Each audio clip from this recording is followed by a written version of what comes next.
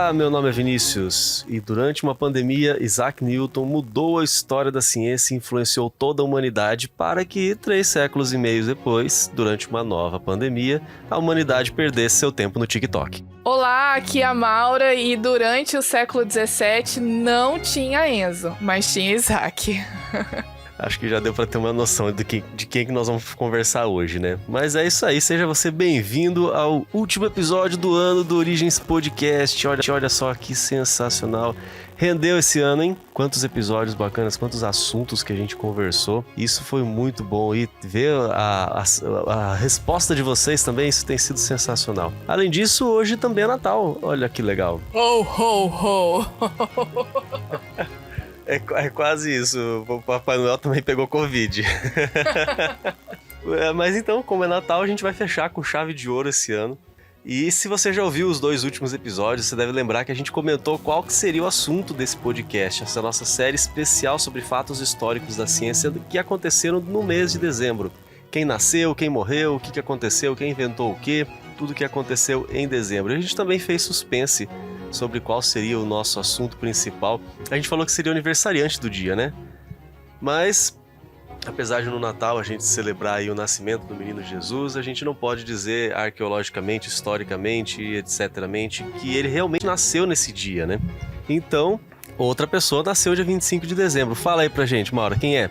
Bom, sem mais delongas, então, nesse episódio a gente vai falar sobre um Sir, o Sir Isaac Newton. E olha, eu vou dizer pra vocês. Eu sempre achei que o nome dele era Isaac. É o Sir é o título, né? A gente vai ver até o final desse episódio por que ele recebeu esse título de Sir, mas eu tenho certeza que depois desse episódio a sua visão sobre o Newton vai mudar completamente, porque eu passei a admirar muito mais o Newton depois de ter pesquisado e estudado para fazer esse episódio do que antes. Então acho que vocês vão sentir isso também.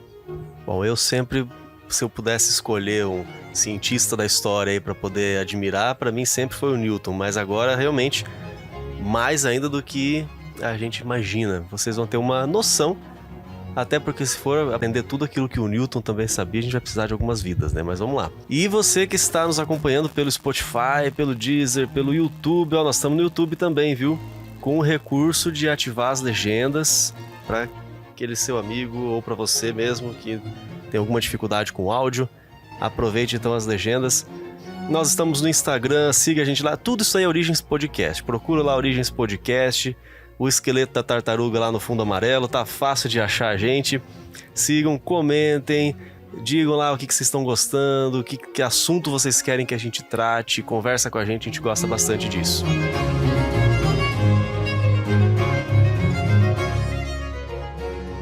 Sir Isaac Newton. Isaac Newton foi um inglês, matemático, físico, astrônomo. Gente, vocês vão ver, o Newton, ele fez tudo o que ele podia e mais um pouco. Ele revolucionou a ciência moderna e se tornou um dos nomes mais importantes da história.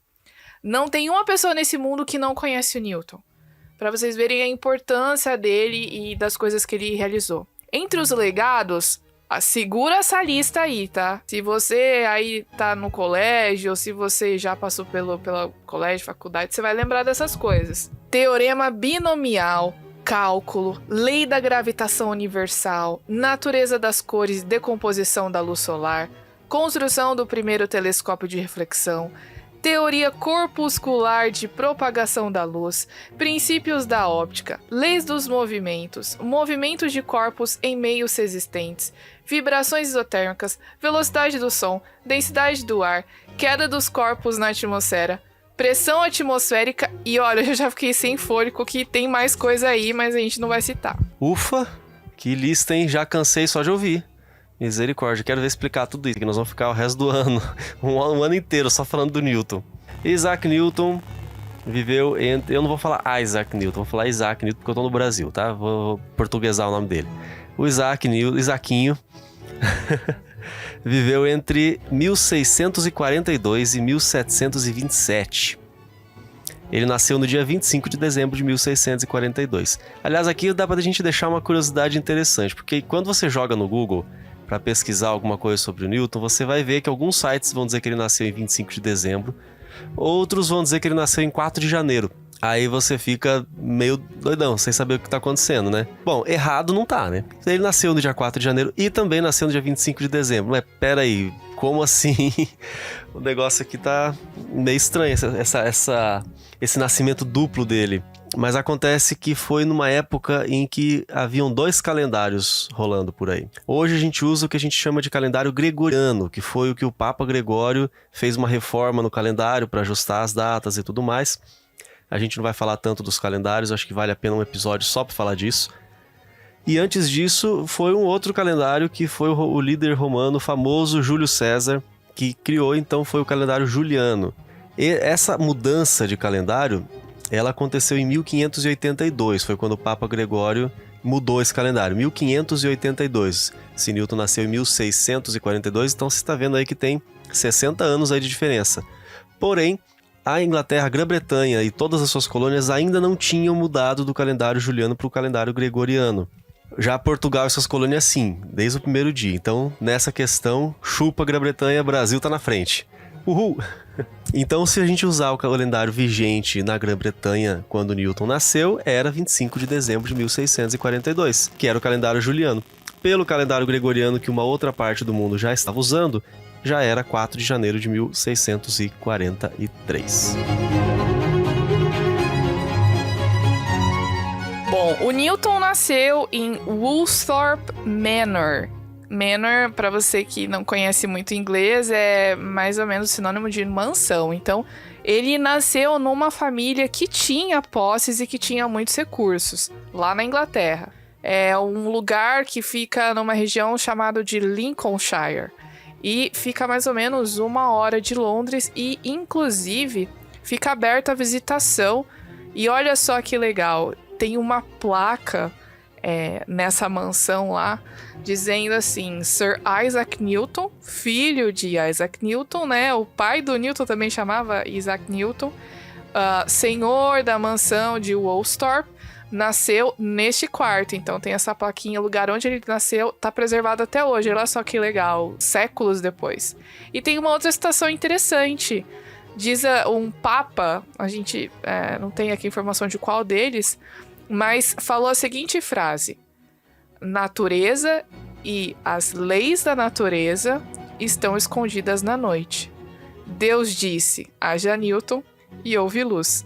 Essa frase representa a importância dessa pessoa, desse cientista, que mudou os rumos da ciência que existiam até então.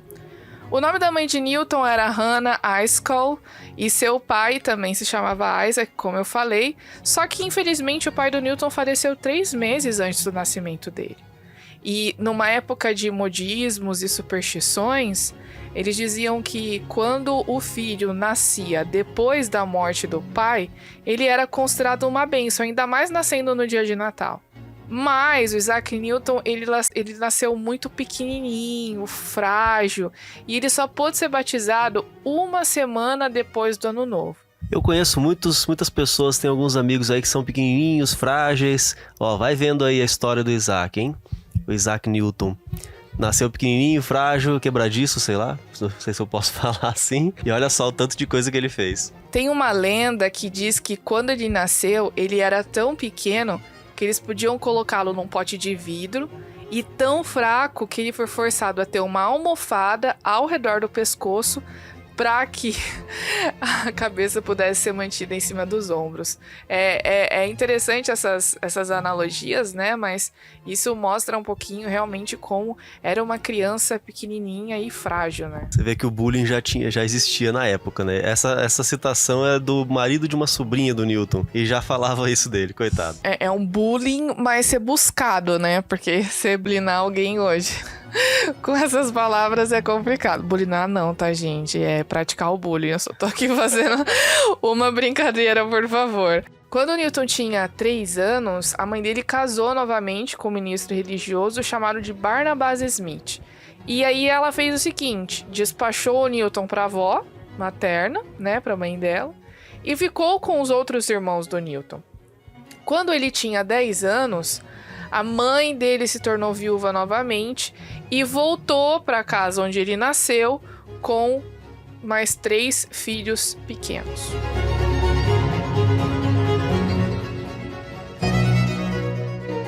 Dos 12 aos 17 anos, o Isaac estudou na King's School, em Greyton, que é um vilarejo próximo ali da casa dele. Então ele aprendeu latim, aprendeu grego, eles tinham muito costume de estudar essas línguas. Ele também possuía conhecimento de hebraico, estudos da Bíblia, e nesse momento da sua vida, alguns traços da sua personalidade já ficavam evidentes. Ele foi descrito como, abre aspas, um rapaz sóbrio, silencioso e pensativo que nunca foi conhecido, mal conseguia brincar com os rapazes no exterior, fecha aspas.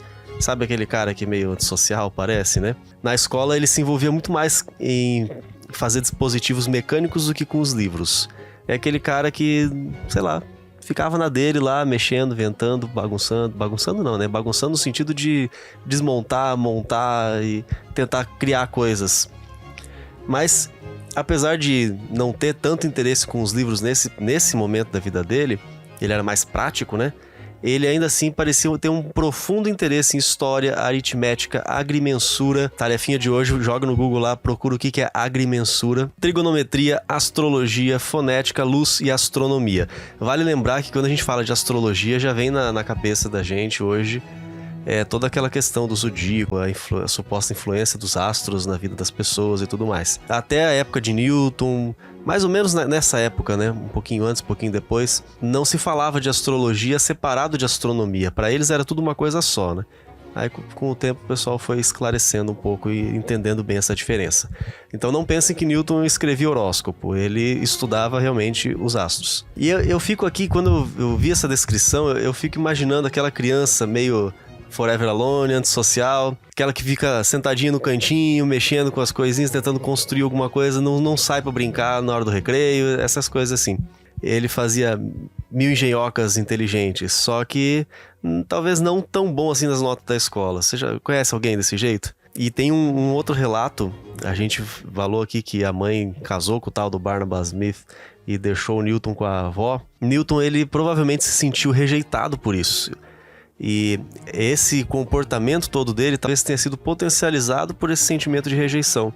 Imagina a criança, dos 3 aos 10 anos de idade, a mãe largou ele pra trás pra ir ficar com outro homem. Que é uma idade que é super importante pro desenvolvimento de vários aspectos, né? Do caráter e, enfim, da constituição dele como um indivíduo, né? Com certeza, isso é super importante. O pessoal que estuda psicologia vai saber explicar bem sobre isso, a importância de você ter uma família estável nessa idade, né? E essa situação familiar certamente deixou marcas no pobre do menino, porque depois da juventude, foi um relato que ele mesmo escreveu, ele fez uma lista de pecados cometidos. Olha só que coisa. Imagina você, para e pensa assim, ó, que pecados eu já cometi, vai listando. E aí, num desses pecados, ele escreveu o seguinte: ameaçar meu pai Smith e minha mãe de queimar a casa com eles dentro. Vingança! Que tranquilinho esse rapaz, né? Ó, lição super importante pra você que tá ouvindo Origens Podcast hoje. Nunca tire sarro daquele colega gênio antissocial. Você não sabe o que ele pode estar planejando. Socorro, mas eu acho interessante nessa questão, né? Porque a gente vê o aspecto religioso dele também, né? Lógico que, tipo, eles tinham naquela época uma concepção um pouco diferente do que a gente tem hoje de religião e nas coisas da Bíblia, mas ele fez uma lista dos pecados, ele tava preocupado com as coisas que ele tava fazendo de errado. Ele tinha o quê? 10 anos? E lembrando que a Inglaterra naquela época, eles não eram católicos, né? Não era aquela coisa de idade média que a gente tem aquela visão de a igreja, o Papa manda em todo mundo. Não, a igreja na Inglaterra já era a igreja... Calma, eu vou conseguir. Respira. É porque é tudo com um monte de... A igreja na Inglaterra era a igreja anglicana. Mesmo assim, os seus costumes, seus rituais tinham bastante semelhança, né, com os ensinamentos católicos.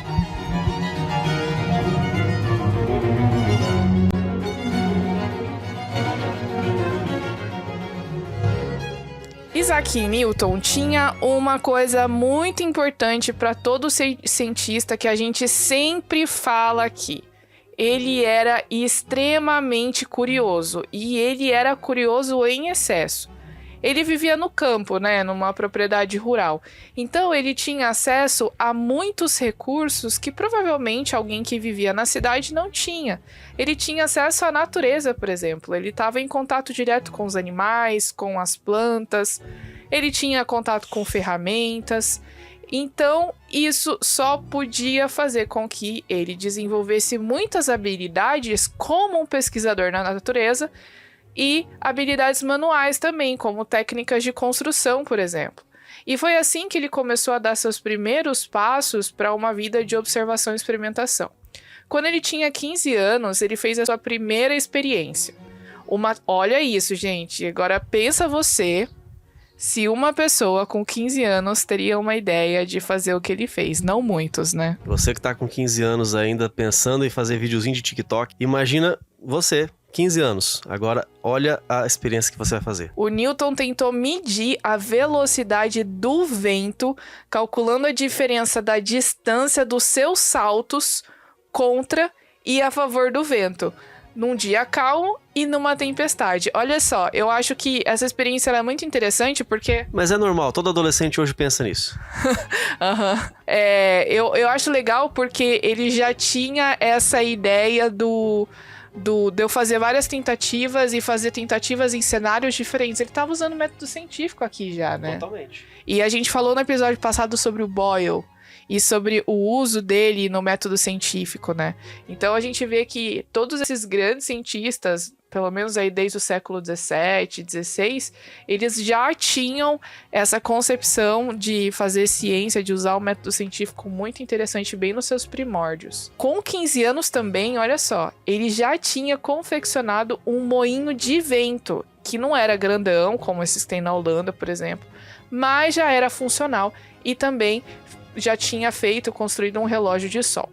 Quando ele tinha 17 anos, a mãe dele trouxe ele de volta para casa, porque ela queria que o Newton tomasse conta da fazenda, só que a gente viu já que ele era um cara da ciência, ele não tinha tino para negócios, para tocar uma fazenda, né? Então, no início, não deu certo. Foram poucos meses desastrosos de administração da fazenda, e com certeza ele estava mais interessado em projetar rodas d'água do que de cuidar de ovelhas. Interessante mencionar essa questão, porque ele tentou mesmo cuidar das ovelhas, mas ele deixava as ovelhas escapar e ficava lá projetando roda d'água. Vê se pode.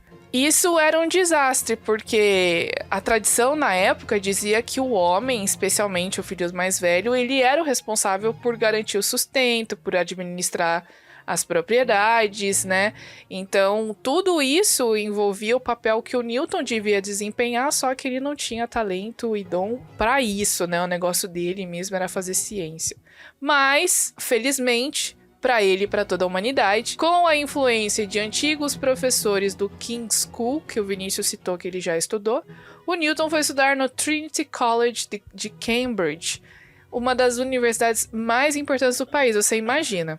Em junho de 1661, quando ele tinha 18 anos, pela primeira vez na vida, o Newton deixou a zona rural de Lincolnshire para uma vida na universidade mais adequada. E lá, ele pôde desenvolver com mais liberdade e com pessoas que davam para ele as coisas que ele precisava para poder desenvolver os seus talentos, né? E já naquela época ele entrou na faculdade tendo conhecimentos de matemática superiores àqueles que os professores da universidade ensinavam para os alunos. Para vocês verem como o Newton já era avançado. É uma característica que a gente vai mencionar já já. Ele era muito autodidata, ele estudava por conta própria e ele desenvolveu bastante isso. Em Cambridge, na universidade, então foi a vez dele ter contato com esses outros cientistas, outros filósofos, alguns que existiam, eram conterrâneos dele, né, viviam naquela época, outros que viveram em tempos um pouco anteriores. Ele conheceu o trabalho de Aristóteles, de Descartes, dos astrônomos Galileu, Thomas Street e Johannes Kepler. Talvez alguns desses nomes sejam mais conhecidos que outros, mas todos eles foram importantes no desenvolvimento da própria maneira de fazer ciência e de conhecimentos de matemática e conhecimentos astronômicos.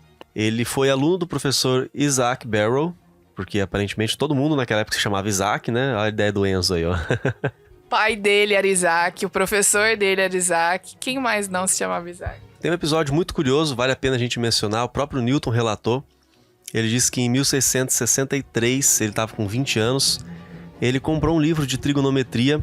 Não é sobre agronomia, sobre o trigo. Essa piada é eterna, né? Nunca tem graça, mas todo mundo fala. Enfim, trigonometria. Tá, agora você ficou curioso e não sabe o que é o estudo dos ângulos de um triângulo, por exemplo, entre muitas outras coisas além disso. Seno, cosseno, tangente e por aí vai. Funções. Vamos parar porque essas coisas trazem bad memories pra todos nós. Eu gostava de trigonometria, não tinha problema com isso não. Ele comprou esse livro de trigonometria e ele não conseguia entender as demonstrações. Tá vendo? Não era só a gente que tinha problema com isso. Não são só os réis mortais.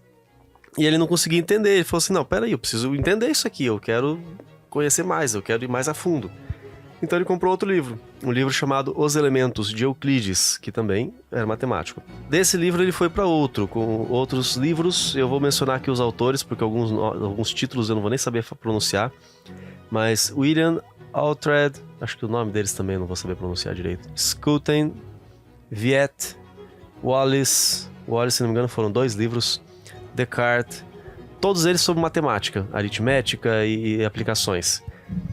Isso tudo como um trabalho autodidata. Isso aí não era livro didático, não era o que ele estava estudando na universidade. Isso foi por conta própria. Em pouco mais de um ano, ele pegou todos esses livros para poder entender e cada vez mais a curiosidade foi sendo atiçada. Em 1665, ele completou seu bacharelado e aí veio o coronavírus. Não, pera. Ainda não era esse ainda. Mas era outro bichinho chato, o causador da peste bubônica, ou grande peste, que aí ficou conhecida como peste negra também. Se você procurar na história, você vai ver uma outra peste negra, uns 200 anos antes, se não me falha a memória, que arrasou 1/3 da Europa. Essa é outra peste negra, é a segunda leva. E essa aconteceu entre 1665 e 1666. Olha só o ano, hein? 1666.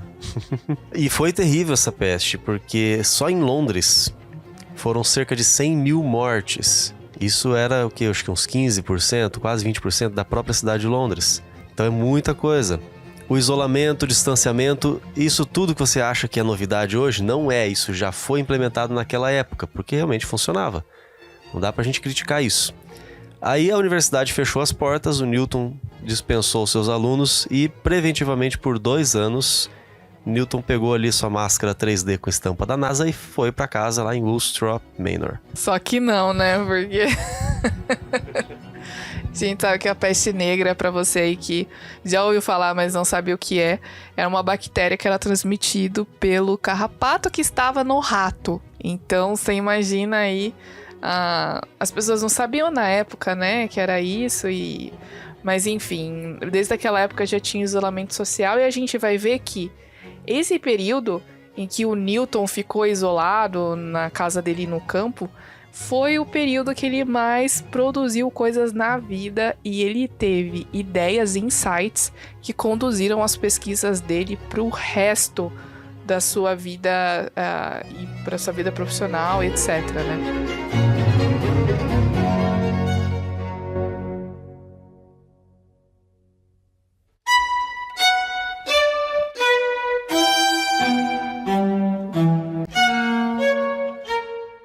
Esse período, ele é chamado por alguns de Annus Mirabilis, que significa do latim aí o Ano das Maravilhas. Porque foi um período de grande esforço intelectual do Newton. Foi o período mais frutífero, como ele mesmo afirmou, a citação dele. Naqueles dias, eu estava no auge da minha idade para inventar e dedicar-me à matemática e filosofia mais do que em qualquer época desde então. A citação completa é muito famosa, né? Eu acho que você provavelmente não ouviu. Eu também, antes de ler isso aqui, não tinha ouvido. Mas foi dada pelo próprio Newton por volta de 1710. Se tá na internet é verdade. Na internet fala que é famosa, a gente acredita que é famosa. Vamos seguindo, então, acreditando nisso. Mas essa declaração que eu vou ler agora para vocês, ela foi dada pelo próprio Newton e falando sobre seus feitos em torno do período que hoje muitas pessoas chamam, como eu comentei, de Ano Miraculoso, ou Ano Maravilhoso. Diz o seguinte, abre aspas. No início do ano de 1665, descobriu um método de aproximação a uma série desse tipo e a regra, para reduzir qualquer potência de qualquer binômio a tal série. No mesmo ano, em maio, descobriu o método das tangentes de Gregory e Slisius, e em novembro, obtive o método direto das fluxões. No ano seguinte, em janeiro, a teoria das cores, e em maio, desvendei o método inverso das fluxões. No mesmo ano, comecei a pensar na gravidade como se estendendo até a órbita da Lua, e a partir da regra de Kepler de que os períodos dos planetas estão numa proporção com suas distâncias do centro de suas órbitas, deduzi que as forças que mantêm os planetas em suas órbitas devem variar, reciprocamente, com o quadrado de suas distâncias ao centro em torno do qual eles giram. E a partir disso, comparei a força necessária para manter a Lua em sua órbita com a força da gravidade na superfície da Terra. E descobri que elas se correspondem bem de perto. Tudo isso foi nos anos de peste, 1665 a 1666, pois nessa época eu estava no auge da minha fase de invenção e me interessava mais pela matemática e pela filosofia do que em qualquer ocasião posterior.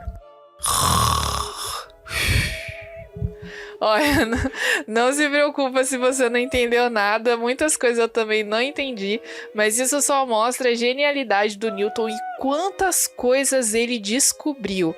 Porque, gente, é muito importante a gente deixar claro que as leis naturais e as coisas que Newton postulou, ele não inventou. As coisas já existiam, ele simplesmente foi o cara que entendeu, que descobriu e que expressou matematicamente essas leis. Então, por isso da genialidade dele, porque outras pessoas antes dele não fizeram as coisas que ele fez. Mas a partir de agora, a gente vai tentar clarear um pouco mais alguns desses temas que ele estudou, porque são aqueles temas que são, pelo menos para a nossa vida prática e por aquilo que a gente já entende, os mais importantes. É isso aí, então não se preocupa não que não vai ser aula de física. A gente vai só dar uma pincelada aí pra você entender mais ou menos o que é isso, pra que serve. O que isso mudou a nossa vida. Aquela famosa pergunta que a gente sempre fala pra você fazer pro seu professor. Professor, pra que a gente vai usar isso na nossa vida? Pra passar no vestibular? Também. Aí nós vamos tentar ajudar um pouquinho só. Na primavera de 1665, lembrando que primavera na Inglaterra é o nosso outono, né? Então, na região aqui, na época do nosso outono, Newton formulou o que ficou conhecido como Teorema Fundamental do Cálculo. Esse estabelece uma relação entre aqueles que são consideradas talvez as duas mais importantes operações inversas entre si do cálculo, que é a diferenciação e a integração. Isso que Newton chamou de método das fluxões, nessa citação que a Maura falou agora. As famosas derivadas e integrais. Esse é o terror de muita gente que estuda exatas, e isso eu falo por experiência própria, porque eu fiz um curso de engenharia, então eu estudei as derivadas e as integrais. Mas para começar a compreender o que são derivadas e integrais, você precisa compreender funções. Então quem está no ensino médio já estudou função polinomial, trigonométrica, exponencial, logaritmo, por exemplo. Isso é o conhecimento básico para você começar a estudar o cálculo. Aí você vai estudar o cálculo de limites, o cálculo de derivadas, de funções e o cálculo de integrais e de diferenciais. Não vou entrar tantos detalhes nisso. É importante mencionar aqui, nesse cálculo específico, que Newton ele não foi o único a estudar isso. Naquela mesma época, outro cientista, Gottfried Wilhelm Leibniz, desenvolveu estudos semelhantes de maneira independente. Tanto que houve uma briga na própria época do Newton, que o Newton envolveu até a Royal Society de Londres e teve muita confusão lá para saber quem que inventou, né? Quem que descobriu e formulou as derivadas e integrais. No final das contas, a gente chega na conclusão que os dois desenvolveram independentemente e aí um acabou complementando o outro. Bom, o que isso significa pra gente? Pra que isso serve? Como isso mudou nossa vida? É o seguinte, derivada vou falar de maneira bem simples, então professores que estão me ouvindo, não se preocupem, a não ser que eu fale alguma coisa realmente muito errada, corrijam aí, coloca na hashtag. Manda mensagem no inbox no Instagram lá, xingando a gente, tá? Fala, aquilo que vocês falaram lá tá errado, o certo é isso, que aí daí no próximo episódio a gente faz uma errata. É isso aí, o próximo episódio vai ser só ano que vem, mas tudo bem. Escreve lá, textão, etc. Bom, derivada é o cálculo de uma taxa de variação, o quanto varia alguma coisa em relação a outra coisa. Isso tem uso para calcular, por exemplo, a aceleração e velocidade de um objeto, Um foguete que fica cada vez mais leve quanto mais combustível queima, por exemplo. Você não pode usar aqueles mesmos cálculozinhos básicos que a gente aprende na física básica. Não dá pra usar a regra de 3, né? Não dá para usar a regra de 3. Ou, por exemplo, na economia, para você entender como é que muda o valor de moedas e produtos, você não entende nada daqueles números que passam no jornal lá da bolsa, quanto subiu, quanto desceu. Bom, quem entende daquilo lá precisa entender de derivadas. Na química, quando você vai compreender as reações químicas, é aquela coisa, quanto mais material tem nos reagentes, ou quanto tempo dura uma reação, e uma coisa depende da outra. Isso não é fixo, varia. Se eu tenho mais, vai mais rápido. E quanto mais eu tenho, mais rápido fica. Então, para estudar isso, você precisa de derivada. Na biologia, quando você quer entender populações de bactérias, quanto mais elas se multiplicam, mais rápido vão se multiplicar, etc. Produtividade de culturas agrícolas. Na psicologia, para estudar o desenvolvimento humano, quer dizer, você não escapa disso mesmo que for estudar humanas, tá? Já a integral, que é o conceito oposto, né? Se você pegar uma equação lá e você derivar e depois você integrar, ela volta a ser ela mesma. Hã? Já deu um nó na cabeça das pessoas aí. Mas a integral ela é usada para calcular uma área sobre uma curva. Normalmente no plano cartesiano. Por isso que é fundamental saber sobre funções, né? Você vê ali no plano cartesiano. Quando a gente estuda geometria, aprende a calcular a área do quadrado, do triângulo. Mas e se ao invés de ser um quadrado, triângulo retinho, for uma curva? Uma figura toda estranha lá. Uma complexa, que na verdade é o que acontece na vida real, né? Aquela coisa bonitinha, quadrado, triângulo, aquela galinha esférica no vácuo, né? Que a gente fala, né? Isso não existe. Quem estudou, pelo menos passou pelo ensino médio, sabe do que eu tô falando. As condições reais, elas são diferentes. Então, para isso, você precisa de uma integral. Um dos problemas mais clássicos que levaram à pesquisa de integral é a necessidade de calcular a distância percorrida por um objeto quando a velocidade não é constante. Isso é importante porque quando a gente estuda física no ensino médio, os problemas sempre trazem. Considere que a velocidade é constante. Então a gente tem aqueles raciocínios e as fórmulas. Mas e quando não é? Então, é fácil falar assim, 100 km por hora, quer dizer que em 1 hora andou 100 km. Mas se você fizer uma viagem durante 1 hora, você vai estar 100 km o tempo inteiro? Você vai diminuir, vai aumentar. E para esse tipo de cálculo você precisa da integral. A integral também pode ser usada para calcular volumes. E ainda tem outras aplicações mais complexas. Esse conhecimento é usado em diversas aplicações em diversas áreas da ciência. Por exemplo, combustível de aviões, que fica nas asas. Tem aviões que não, mas esses comerciais principalmente, né, o combustível fica nas asas. Às vezes ele enche numa asa, e aí tem um comando lá no painel que o piloto ele aciona para distribuir o combustível nas duas asas. Porque se tiver mais de um lado que no outro, vai pender para um lado e vai causar um acidente, como já aconteceu. Você pode jogar no Google aí, no YouTube, acidente, combustível de um lado só da asa, sei lá. Você vai ver que já aconteceu, matou muita gente. É aquela questão da força centrífuga, né? Você vai tentar fazer uma curva e puxa mais para um lado e tudo mais. Vinícius, mas isso é óbvio. Talvez alguns falem isso, outros não. Mas a gente vai falar assim, é óbvio hoje, porque hoje a gente já tem esse conhecimento. E antes de ter esse conhecimento? E qual que é a quantidade de combustível? Qual que é o formato da asa? Todo o projeto pode ser executado graças a estudos integrais. É legal, né? Porque a gente pensa, a engenharia que a gente conhece hoje só foi possível depois que o Newton desenvolveu esses cálculos, né?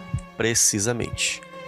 Quando você tem métodos matemáticos para essas coisas, é possível fazer previsões. E aqui eu já vou deixar uma dica muito importante para você saber diferenciar ciência de pseudociência e teorias conspiratórias. A capacidade de fazer previsões.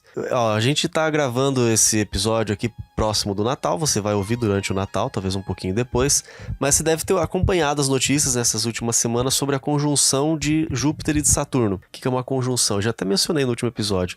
É quando, pra gente, no nosso ponto de vista, né, eles estão pertinho, então a gente fala que é uma proximidade aparente. Mas talvez você tenha visto uma notícia uns 2 meses antes, falando que no dia 21 seria o auge dessa conjunção. Como é que a gente sabia que era exatamente no dia 21? Passou o dia 21 já, e foi o auge dessa aproximação. Como é que a gente conseguiu prever o dia exato? Se você pesquisar, ainda no campo da astronomia, se você pesquisar ali quando vai ser o próximo eclipse, você vai ter o dia e a hora exata, em minutos. Não é algo do tipo assim, meio-dia e meio. Não, é 12 horas e 32 minutos e tal lugar. É extremamente preciso. Essa capacidade de previsões só é possível com a ciência verdadeira e quando você utiliza métodos matemáticos. Você fica só pensando, será que é assim? De onde eu vim? Para onde eu vou? Não, você não vai conseguir fazer essa previsão. Pode ver todas as teorias conspiratórias que você vê por aí. O Bill Gates quer manipular os genes do ser humano para reprogramar e por isso ele está financiando a vacina do coronavírus. Nossa, gente, esquece isso daí. Você consegue perceber a farsa porque não tem capacidade, entre outras coisas, né, de fazer previsões. E aí, finalmente, então, para virar a página da integral e derivada, talvez você não seja a pessoa que trabalhe com essa tecnologia, mas você utiliza tecnologias em veículos, na agricultura, na biologia, o desenvolvimento das vacinas, desenvolvimento de celulares, construção civil, projeção de economia, produção industrial, blá blá blá. Tudo isso daí, a vida de hoje não seria possível sem o trabalho que Isaac Newton e Gottfried Leibniz fizeram. Bom, e é importante a gente dizer que toda a tecnologia que a gente tem hoje e esses cálculos, eles não foram feitos por uma pessoa só. Então, o que o Newton e o Leibniz fizeram foram desenvolver esses cálculos e, ao longo do tempo, com o desenvolvimento da tecnologia, os outros cientistas foram aplicando as coisas que eles desenvolveram e desenvolvendo... Eu estou falando desenvolvendo muitas vezes, eu não vou falar isso não. Pode continuar desenvolvendo o seu desenvolvimento, porque vai ficar tudo desenvolvimentado. Mas o que eu tô querendo dizer é que na produção de tecnologia, nas coisas que a gente tem hoje, como por exemplo celular, computador, tudo isso, por mais que a gente não se aperceba, tem cálculo e tem todas essas coisas que a gente comentou. Em 1666, olha o 666 aqui novamente, mas nesse caso não tem nada de apocalíptico, né? E nem nenhum número. Imagina o 666 que vai te puxar pra baixo.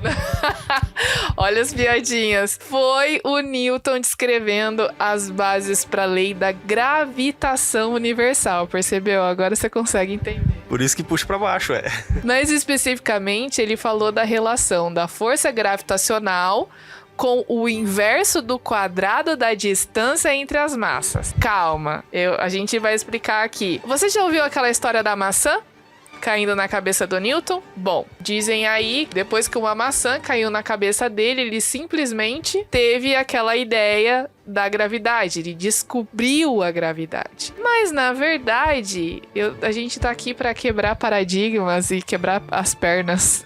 Destruir as infâncias. Na verdade, gente, é mais provável que ele tenha observado o pomar da janela do seu quarto e ele teria feito uma pergunta do tipo: por que será que a maçã caiu direto no chão? Por que ela não caiu pra cima? Por que ela não caiu pros lados? Por que ela não fez uma curva quando ela caiu? Por que ela caiu perpendicular ao chão? A grande sacada foi compreender o alcance dessa força, que não deveria se restringir apenas ao nosso planeta. Quando eu li a citação há um tempinho atrás para vocês viram que no final ele fala, né, que isso se estenderia, por exemplo, entre a Terra e a Lua. Não era só as coisas que a gente tinha aqui no nosso planeta. Então, dessa forma, ele chegou à conclusão de que os objetos podem atrair um ao outro e essa atração tem a ver com a massa desses objetos e a distância entre eles. Então, por exemplo, quanto maior a massa, maior a atração. Quanto menor a distância, maior a atração. Porque a força gravitacional, ela é inversamente proporcional ao quadrado da distância. E agora a gente está definindo a fórmula matemática que o Newton também definiu. Nesse momento, por exemplo, pela distância, eu estou me sentindo grandemente atraído que uma força muito forte está unindo a pessoa aqui ao meu lado. Momento romance no Origens Podcast, né? Mas é isso, gente. Isso explica, por exemplo, a atração gravitacional que a Lua exerce sobre a Terra, que influencia no fenômeno das marés. Se a Lua estivesse mais próximo, a atração seria maior, então as marés poderiam ser mais altas, por exemplo. Se a Lua estivesse mais longe, a atração seria menor, e aí a gente teria influência também, mas ela envolve aí, por exemplo, no clima, na formação de tempestades, na formação de ciclones, furacões, etc. Então, para você entender a importância dessa força, não só nessas questões naturais, mas a gente tem os nossos episódios sobre a corrida espacial, e descobrir essa lei natural foi essencial para que existisse a conquista do espaço. Os foguetes, os satélites, o telescópio Hubble, enfim, tudo isso daí só existe por conta das pesquisas e dos estudos com a lei da gravitação universal. E olha, para você que quer visitar a casa onde o Newton nasceu e viveu, tá lá na Inglaterra, tá? Inclusive, essa árvore ainda existe hoje. Teve uma tempestade lá em 1820, a árvore chegou a cair, mas o tronco permaneceu, ela floresceu, cresceu de novo e tá lá se um dia você quiser ir lá tirar uma selfie. Plenamente funcional, dá flores e frutos, tudo normal. E nesse mesmo ano, em 1666, Newton mostrou estudos em outra área, na área da ótica. Ele mostrou que a luz branca era uma mistura de componentes isolados, que causava aquela sensação de cores individuais. Finalmente, também em 1666, Newton mostrou outros trabalhos sobre ótica. Ele mostrou que a luz branca ela é uma mistura de componentes isolados, que causa essa sensação de cores individuais. Sabe o arco-íris? Aquele monte de luz? Sabe aquele experimento famoso que a gente faz no fundamental de fazer um disco, pintar com várias cores, aí você gira bem rápido, fica tudo branco? Pois é, hoje a gente aprende no fundamental, na época não se sabia. Na verdade, Newton mudou a compreensão sobre luz e cor, porque até então já existia aqueles prismas, né, triangulares, aquela coisa famosa que a luz passa por ali e de repente você vê um monte de luz colorida. Eles achavam que o vidro ali tinha a capacidade de transformar a luz branca em luz colorida. O que eles estavam vendo Então não dá pra gente julgar eles. Como se o vidro, o prisma, tivesse poderes mágicos de pegar a luz branca e transformar ela em várias cores. Ou se não for poder mágico, algum tipo de propriedade mineral, talvez, não sei. Era algo desconhecido. E Newton, ele conseguiu esclarecer essa situação. Ele colocou um segundo prisma, por exemplo. Quando põe o primeiro prisma, divide todo o arco-íris. Aí ele põe um segundo prisma só naquele feixe vermelho. Se o prisma, olha lá o método científico, né? Se o prisma, então, ele tem a capacidade de transformar, a pergunta sendo levantada, a hipótese. Então, quando ele colocar o prisma na luz vermelha, ela vai se transformar em outra cor. E o que aconteceu? Nada. O vermelho continuou vermelho. Aí ele fez isso lá no roxo, continuou roxo. Quer dizer, ele provou que o vidro não transformava as cores, né? Ele apenas separava elas em espectros diferentes. Inclusive, essa palavra espectro foi cunhada pelo próprio Newton para descrever esse fenômeno. Então, chega a luz branca, ela se divide, o princípio que a gente chama de refração. Cada espectro, cada cor, ele refrata num ângulo diferente. Por isso, depois que passa pelo prisma, o vermelho refrata um pouquinho, o laranja um pouquinho mais, o amarelo um pouco mais, e aí você vê toda essa diferença. Isso que acontece nas gotículas de ar... De ar. Vamos lá. Isso acontece nas gotículas de água durante o fenômeno do arco-íris. A gotícula funciona como esse prisma. Eu tenho um telescópio refrator em casa. E por culpa do Newton, agora eu sei o motivo daquilo que a gente enxerga como aberração cromática. Se você já viu um telescópio ou trabalhou com imagens, fotografia, você sabe o que é essa aberração cromática. É quando você vê uma leve distorção, como se ele desfocasse um pouquinho e ficasse meio coloridinho. Isso é aberração cromática, porque quando você quando acontece refração da luz, vamos conjugar o verbo refratar. Enfim... Quando acontece a refração da luz, então dá essa pequena distorção. E para corrigir isso, Newton então ele construiu um telescópio que não tivesse problema de refração, que não tivesse que passar por uma lente. E aí ele fez o primeiro telescópio que só usa espelhos, o telescópio refletor. Aí se você quiser parecer um pouquinho mais culto, quando chegar a um lugar, ver um telescópio, vai ver a conjunção lá de Júpiter e Saturno, tem um telescópio refletor, mas você fala assim, esse é um telescópio catóptrico. Ó, que chique. Não consigo pronunciar essa palavra quando eu tô conversando informalmente com as pessoas. Eu acho que telescópio refletor é melhor. Ainda assim, em outra área, o Newton fez descobertas importantíssimas. É o que a gente conhece como as 3 leis de Newton, ou as 3 leis do movimento, as leis da dinâmica. quando você vai estudar lá no colégio, na física mecânica, ou no 9º ano do ensino médio também. No 9º ano do ensino médio? 9º ano do ensino fundamental, pessoal. Olha só, Mauro, prolongando a tortura aqui. Não basta 3 anos do ensino médio, tem que ter 9. Não, gente, isso aqui é resultado de férias. São apenas 3 dias de férias. O ano inteiro a gente publicando episódios do Origins. Esse aqui vai ser, se não me falha a memória, o número 34. Então acho que dá pra gente dar um desconto. Sim, vamos lá. Vamos lá. Bom, o que dizem essas 3 leis, então? A primeira lei diz que um corpo que se move continuará a mover-se com a mesma velocidade e no mesmo sentido se não for forçado a mudar. Essa é conhecida como lei da inércia. E eu vou te dar aqui um exemplo muito fácil de você entender. Se você já assistiu algum filme que se passa no espaço, como aquele filme Gravidade, por exemplo, você vê que quando uma pessoa lança alguma coisa, se ninguém parar, essa coisa que foi lançada, ela vai continuar para sempre. Isso é inércia, porque o corpo tem a tendência de ficar em movimento, a não ser que tenha alguma coisa que influencie nesse movimento. Certo? O espaço é muito legal pra gente estudar isso, porque lá tem vácuo. Lá não tem resistência do ar, não tem a força da gravidade que tem na Terra. Então, se, por exemplo, você chutar uma bola de futebol no espaço, ela vai ficar na mesma velocidade, com velocidade constante, para sempre, a não ser que ela encontre alguma coisa que vai interferir nesse movimento. Mas a gente não pode falar sobre inércia sem mencionar o exemplo mais clássico de todos, né? Quando você vai lá pegar o busão e você tá lá distraído, olhando o WhatsApp, e de repente chega na hora do ponto, ou alguém fecha o ônibus, ou chega no semáforo, o cara freia com tudo, o que acontece com você? Você tem que continuar. A sua tendência do seu corpo é continuar o movimento. O ônibus para, você não, você vai. Porque, na verdade, quem tá em movimento é o ônibus e você, certo? Então, quando o ônibus para, é o ônibus que para, você continua em movimento. Pensando nisso, o pessoal fez ali os cintos de segurança, que não existem no busão.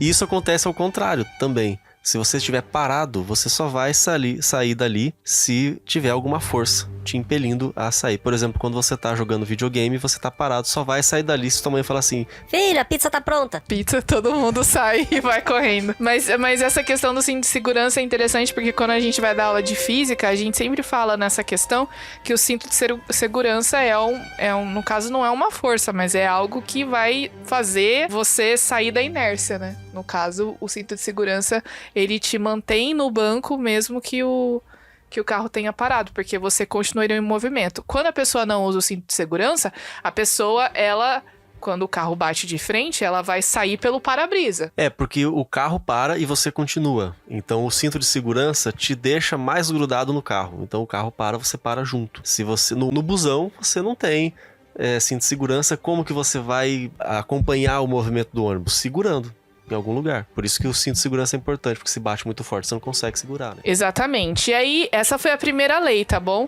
Bom, a segunda lei diz o seguinte: a quantidade de força pode ser medida pela proporção da mudança observada no movimento.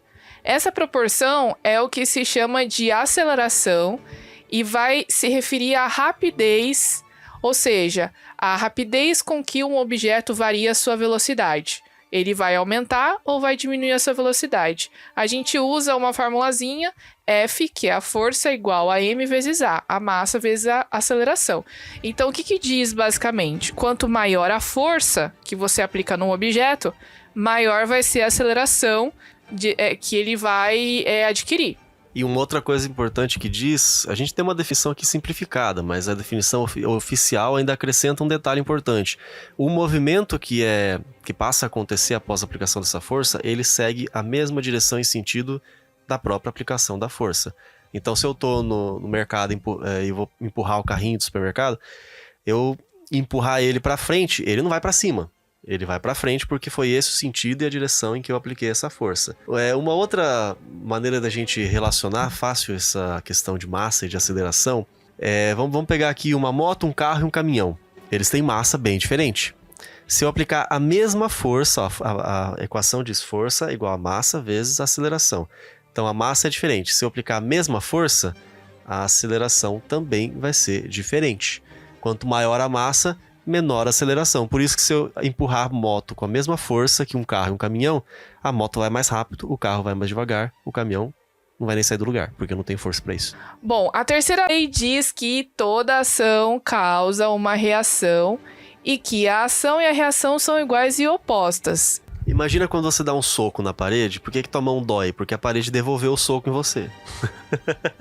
Mas eu vou dar um exemplo mais clássico, um pouco mais original aí dessa questão da ação e reação, que é um experimento que é muito conhecido, nas escolas também se faz. Você estica um barbante e põe um canudo nesse barbante. O canudo tá rolando pra lá e pra cá do barbante. E aí você gruda uma bexiga, um balão cheio de ar nesse canudo. Quando você libera o ar do balão, suponhamos aqui que seja pra direita, para que lado o canudo vai se mover nesse barbante? Para a esquerda, porque o balão está jogando o ar para o outro lado e ele está sendo impulsionado para o lado oposto. A intensidade dessa força, para um lado e para o outro, é a mesma, mas o sentido é contrário. Outro exemplo que a gente pode falar é quando você está andando. É o que causa o seu movimento de andar. Por que você vai para frente? Você empurra o chão para trás. Sabe quando você está andando numa esteira? A esteira, você não está empurrando. Para você permanecer no mesmo lugar, você não está empurrando a esteira para trás? É isso que acontece. Você vai andar, você aplica uma força no chão para trás. Por que o chão não se move? Porque ele é mais pesado que você. O chão tá fixo ali, né? Vamos dizer assim. Então você tá tentando empurrar o chão para trás, mas a mesma força que você aplica para trás, o chão impulsiona você para frente, por isso que você anda. Ai, por que eu vou usar ação e reação? Para andar, criatura. Conforme nos conta ali Richard Westphal, que é um dos principais biógrafos de Isaac Newton, um historiador da ciência, ele viveu entre 1924 e 1995. Mas hoje ele é considerado por muitos como um dos principais biógrafos de Isaac Newton. Ele fala que essas descobertas, elas não foram assim tão bonitinhas como é que muita gente pensa. É porque a gente sempre tem a tendência de romantizar, né? A história fez isso com o Newton, porque disse que foi aquele annus mirabilis, quer dizer, foi o ano milagroso, que tudo ele descobriu naqueles 2 anos em que ele estava de quarentena. Não, ali ele começou a dar as bases, mas ele foi desenvolvendo mais pra frente. O próprio desenvolvimento de todas essas teorias, essas leis, lei em ciência ela tem um peso maior que teoria. Teoria ainda carece de comprovação, mas a lei ela é definitiva, já foi testada de diversas maneiras, não muda mais. Então isso não aconteceu assim tão bonitinho. Eu vi uma maçã caindo, gravidade. Não foi assim. Isso levou ele a pensar, levou ele a refletir, por isso que a gente fala, você tem que ser curioso, você tem que querer buscar, aprender e desenvolver. Começa talvez com um insight. Mas será que essa gravidade essa força, né, ele não chamou de gravidade, vai alcançar até a Lua? Ele não foi descobrir isso tudo no mesmo dia. Ele começou perguntando, questionando e foi trabalhando em cima disso. É fruto de muito estudo e muita consideração, mesmo para um gênio como foi Newton.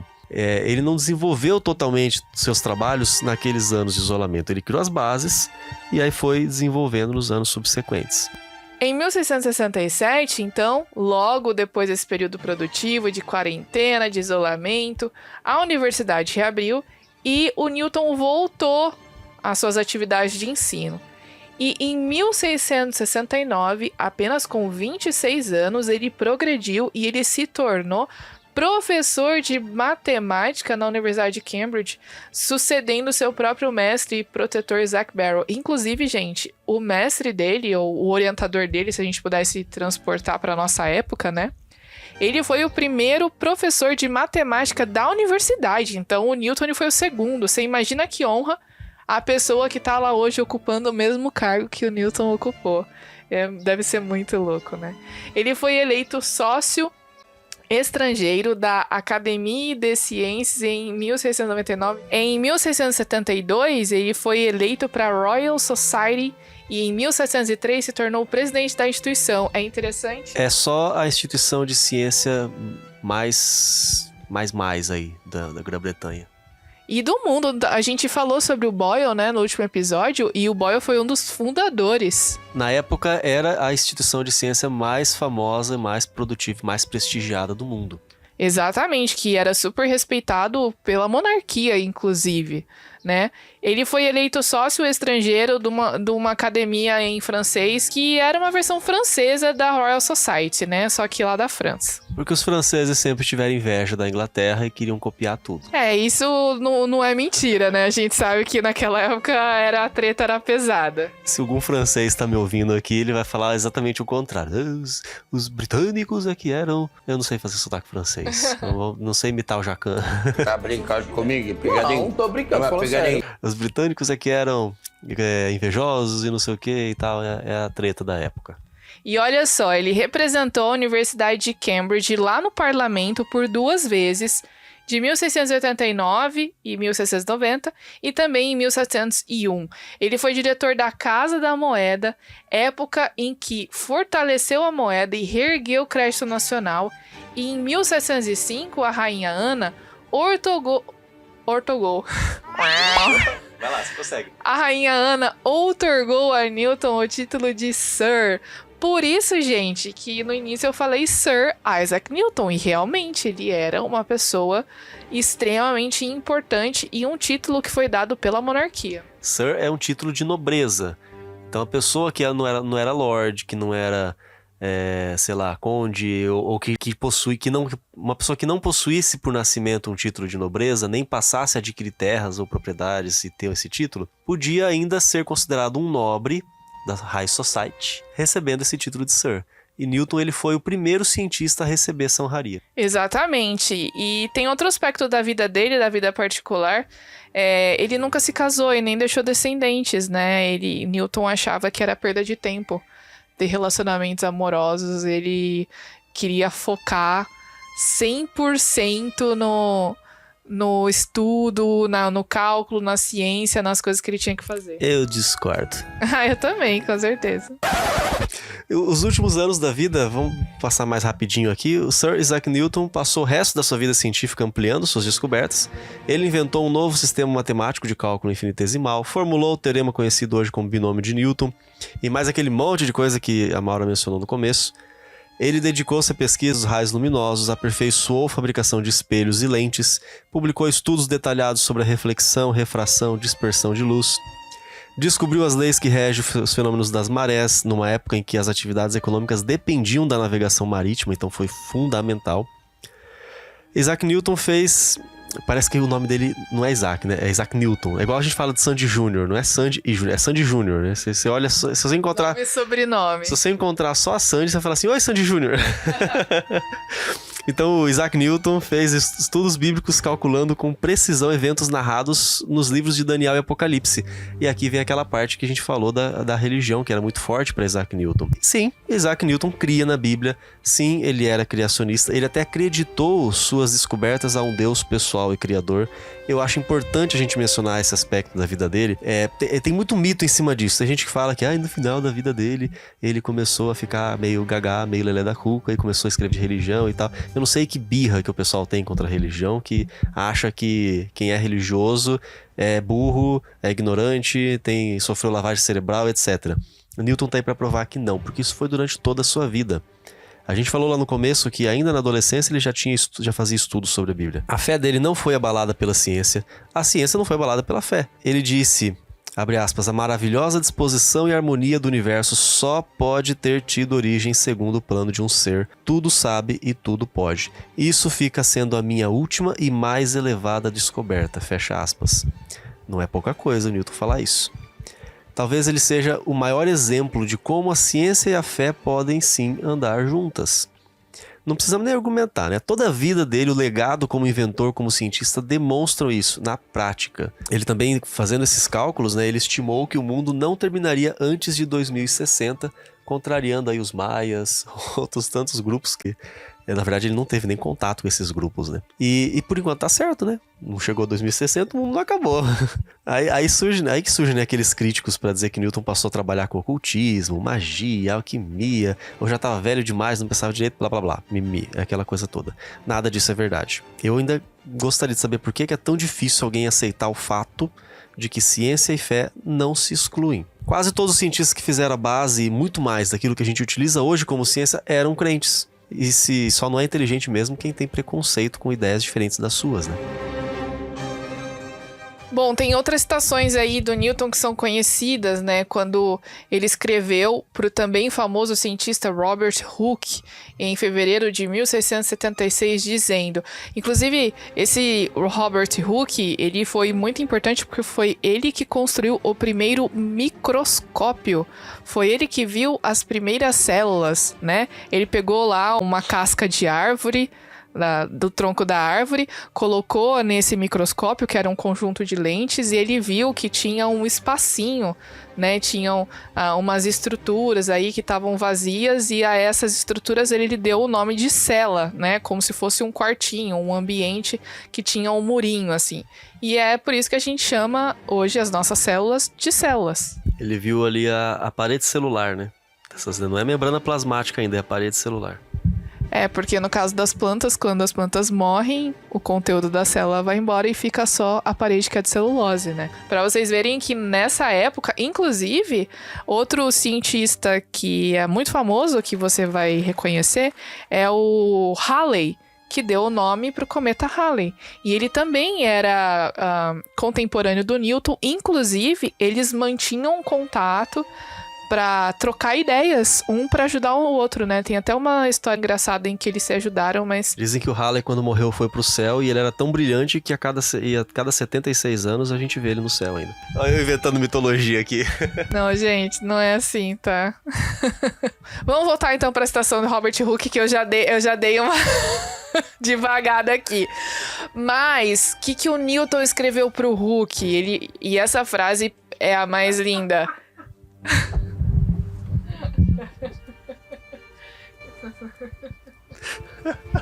Não, é que a piada veio pronta aqui, né? O que o Newton escreveu pro Hulk? Eu já pensei na resposta do Hulk. Hulk esmaga! Não estamos falando aqui de Vingadores, pessoal. Tá bom? Mas o que eu posso fazer? O nome não é Hulk, é Hook, tá bom? Então... foi aí que o Newton escreveu aquela frase famosa, assim, enxerguei mais longe, foi porque me apoiei sobre os ombros de gigantes, né? Que ele dizendo que todo o trabalho da vida dele foi influenciado por Galileu, por Kepler, por Euclides, então por Descartes.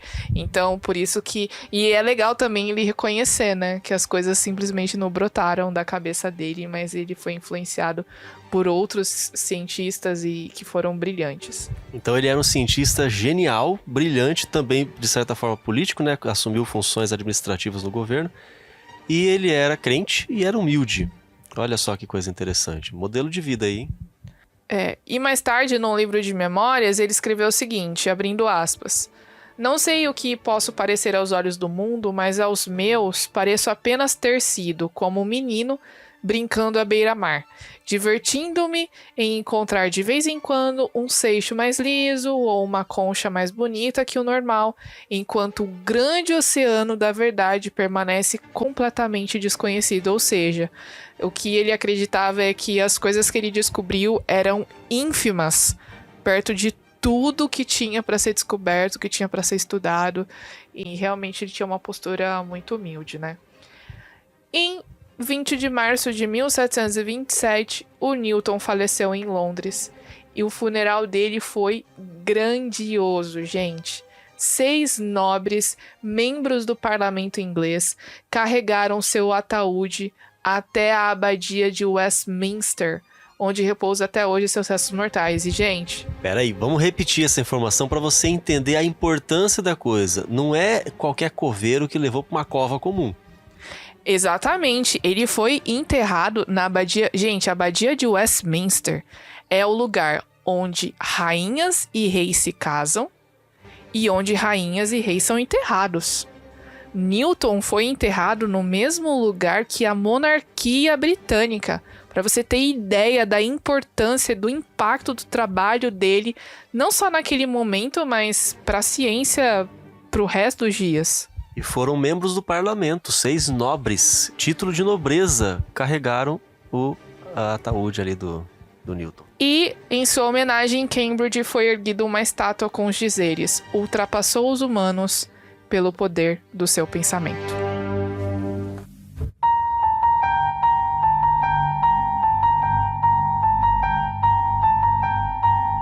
Bom, pessoal, esse foi o último episódio do Origens Podcast do ano de 2020. Espero que vocês tenham gostado. Foi muito bom ter tido contato com vocês esse ano no Instagram, nas mensagens. Obrigado pelo apoio. E a gente volta com certeza o ano que vem. Fiquem tranquilos e fiquem espertos nas novidades do nosso Instagram. Não perca. Se o mundo não acabar ainda nesse restinho de ano 2020, mas eu acho que foi a última fase, né, do ano. Vamos ver como é que vai ser o ano que vem. Enfim, pessoal, foi um prazer enorme estar com vocês aqui durante esse ano, transmitir um pouquinho desse conhecimento, aprender um pouco com vocês também. Isso é sempre muito gostoso. Eu acho que foi missão cumprida. 2020 concluído com sucesso. Estamos ansiosos pra gente se encontrar de novo em 2021. Já posso dizer que a nossa lista de ideias aqui tá enorme. A gente só vai precisar desenvolver elas, né? Mas nós vamos trazer mais assuntos interessantes. Vamos misturar um pouquinho a ciência com a história, porque isso é super interessante mesmo. Vamos trazer outros especialistas para conversar com a gente. Olha, vai ser imperdível. Os planos aqui estão a 1000. Com certeza vai ser um 2021 muito melhor do que 2020. Um Feliz Natal para você, um ótimo ano novo. Manda presente pra gente que a gente gosta. Ou pelo menos comenta, compartilha e isso vai ser sensacional. Até lá, pessoal. Tchau.